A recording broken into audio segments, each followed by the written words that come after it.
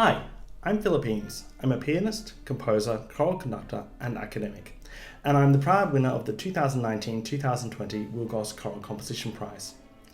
To tell you a secret, I've never studied composition formally, but I've always believed that if you can read music, you can write music. And so over time, I've developed a bit of a catalogue, and composition has become more and more a part of my musical identity.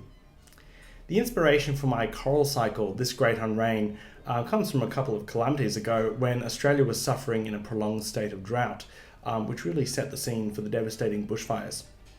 And in December, when this was gathering momentum, I had a chance encounter with the playwright Carol Dance, and I asked her if she'd written any poems. A couple of days later, she sent me a whole bunch of amazing new poems she'd written virtually overnight. And one of them, This Great Unrain, seemed particularly salient when the country was in flames. As I mentioned earlier, I have a fairly unorthodox pathway as a composer. I'm not particularly well connected in the composition scene, and in some ways being separate means I can be very flexible and not over-influenced. In terms of challenges, I find negotiating identity as a composer is very tricky. There's a lot of pressure on marketing oneself as emerging, to be young and exciting and someone to watch. And in some ways I could call myself an emerging composer, given that composition is only a small part of my musical life. But nevertheless, I think the concept of emerging is something we should aim to be moving away from. It would be very strange if performers did that in the same way.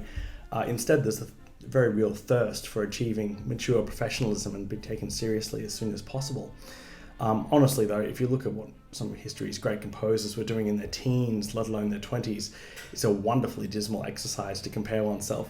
At my age, Beethoven was composing the Eroica, Mozart was a couple of years off dying, and Schubert was already dead. And I realise we live in a very different time and culture, but it's very easy to feel a little bit inadequate with my own output.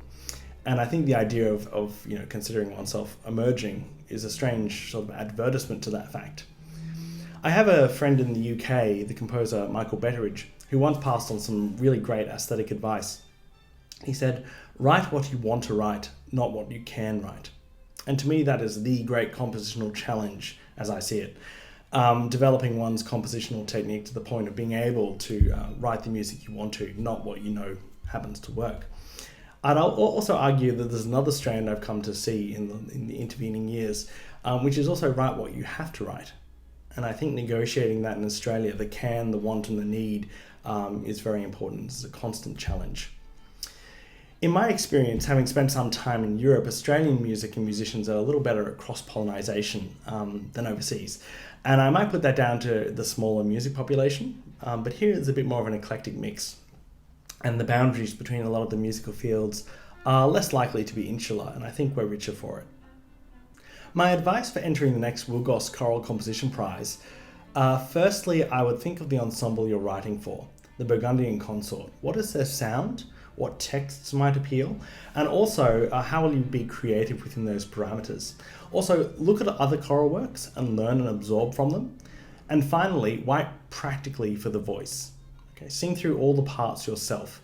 I know the composer Charles Ives once said, "Is it the composer's fault that the pianist only has 10 fingers?" Meaning that, why should we adhere to performer practicalities? But know that this is a piece that's intended to be performed, so I think some compromise is warranted in this day and age.